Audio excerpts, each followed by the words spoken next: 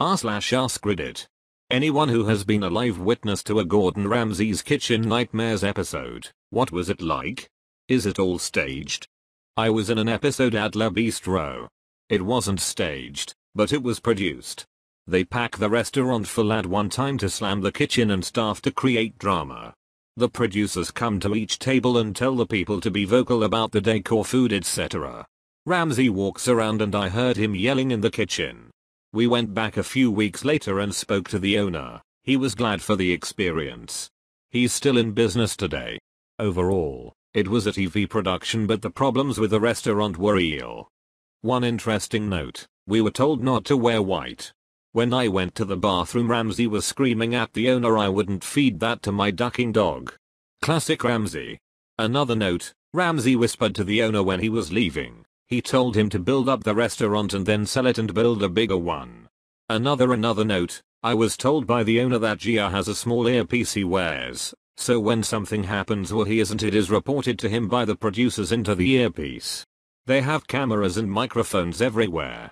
Why weren't you supposed to wear white? I feel like the answer is simple, but it eludes me. It has to do with cameras, not the restaurant. It messes with the contrast of the image and won't look good on TV. Same thing is told to people going on the news. So I should wear white if I don't want to pop up on TV? No, you should always wear lime green so you look like a floating head and arms. Yes. The infamous Amy's Baking Company was a block away from where I worked, so a co-worker and I cut work to go spy on filming. 1. Man, does he unleash some awesome tirades that never make the cut. 2. He is so pissed because he really is passionate about the restaurant industry, and he hates willful ignorance. Honest mistakes and inexperience are met with much more kindness. Keep in mind, this is what I interpreted from watching him. He never outwardly said anything like that. 3. He is highly protective of wait staff, especially young wait staff.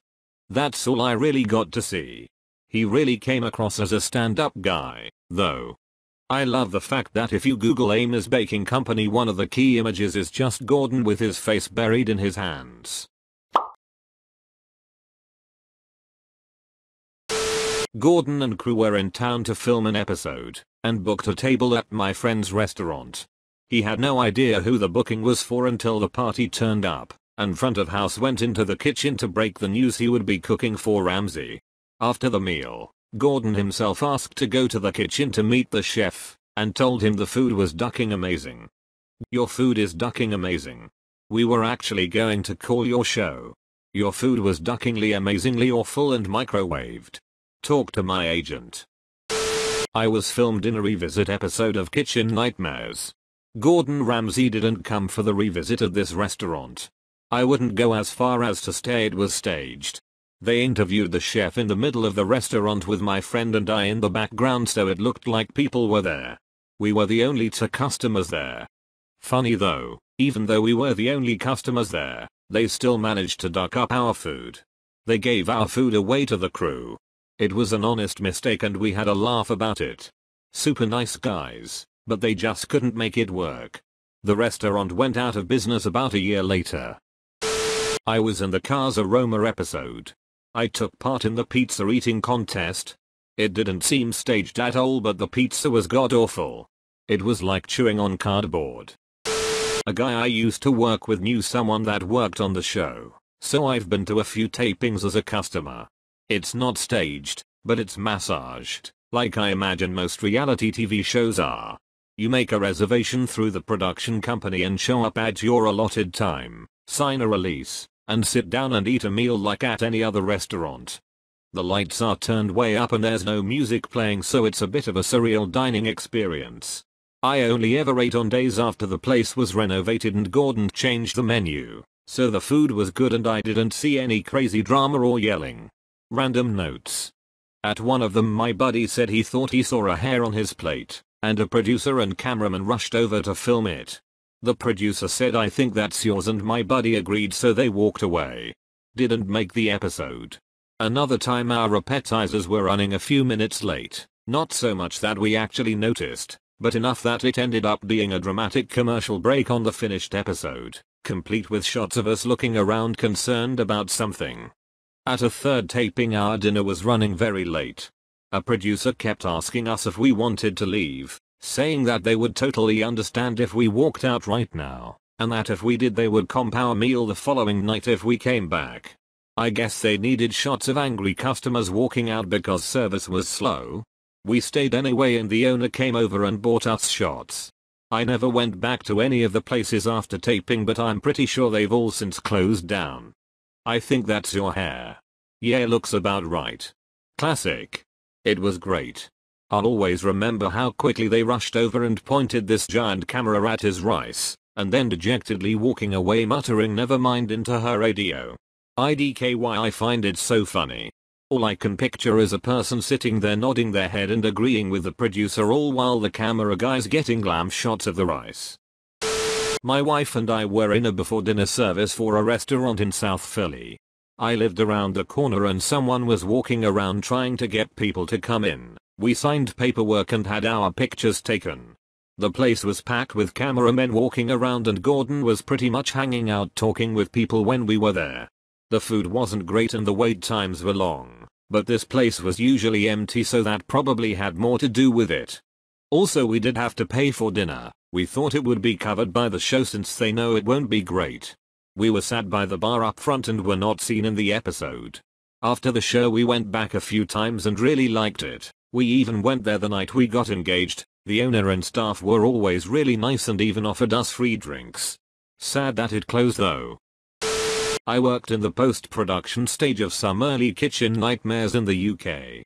Off camera Gordon is a lot nicer. When he visits the kitchen he walks around and inspects it. You can see him getting more and more worked up whenever he sees something wrong. What you see on TV is a cut down version at the climax of his anger. I wouldn't say it's fake, but more like a slice of a much longer engagement between Gordon and the kitchen staff and owners. I wasn't on set and have never met the man. I couldn't tell you if he is putting on a performance with a slow build or if he is genuinely angry. I have seen the unedited rushes though, so I can tell you he is not reading a script. I lived less than a mile from a place he did early on. I knew the place and had seen the crew setting up at Sebastian's as I walked home one day. What a ducktard that owner guy was. Basically, they don't have to fake much of anything because they cast owners who are going to give you the goods on TV. They are egomaniacs who know nothing. So, they go up against Gordon, who is not just an owner, but an actual chef. And while his restaurants are not always successful in the long run, he clearly knows what he's doing, and while he has a violent temper surrounding the topic of stupid people, he is charming and passionate about cooking. Was Sebastian the one with a unique flavor combinations menu that was huge and confused the hell out of people? That episode was hilarious when Gordon gets them making fresh, simple pizzas and he flips out and goes back to his big ass menu that's made with frozen products. That's him with an actual brick pizza oven. He wasn't making fresh pizza with it. He closed down not very long afterward and was still defending himself in local rags. What a piece of work. The building there is kind of huge and sprawling.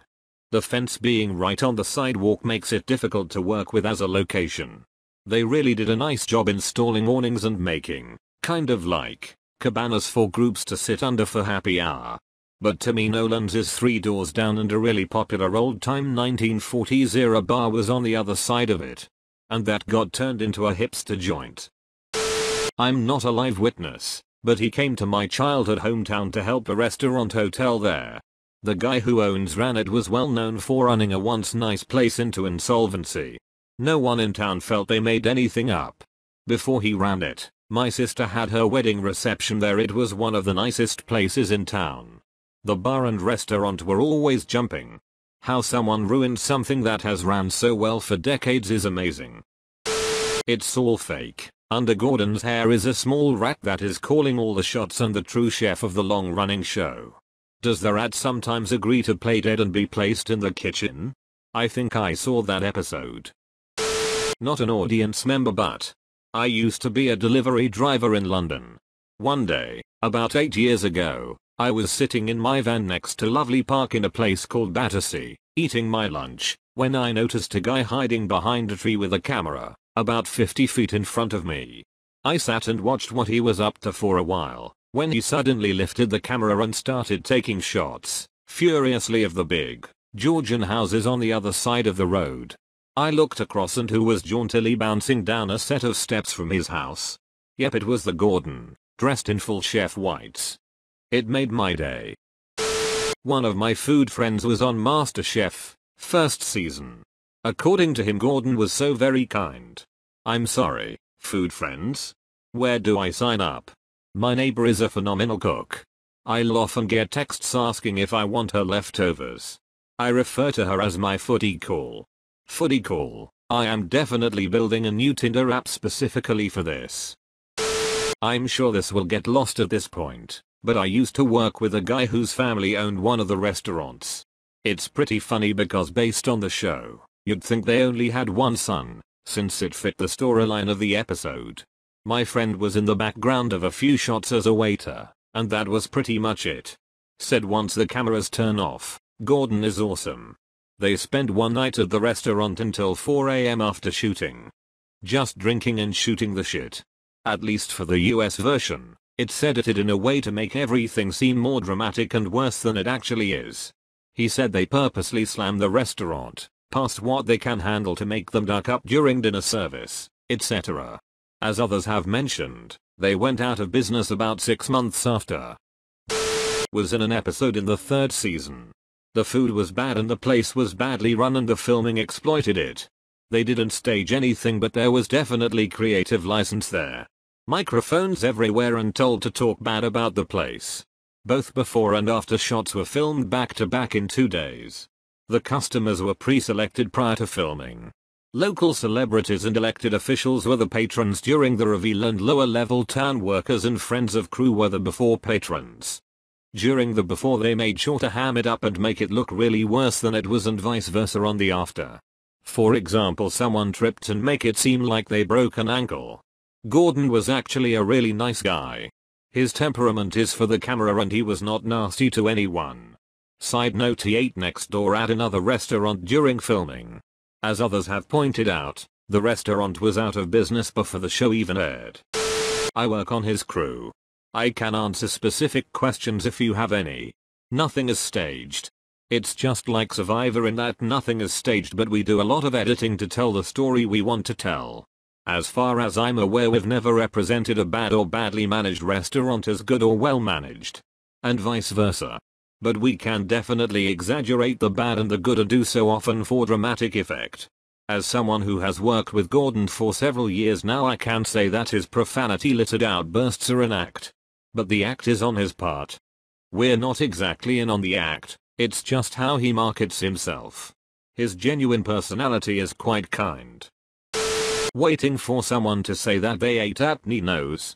That has become a ducking meme on the Kitchen Nightmares channel. It's hilarious when every out rogue card has Nino edited in. Gordon, you're so deluded, you need Nino.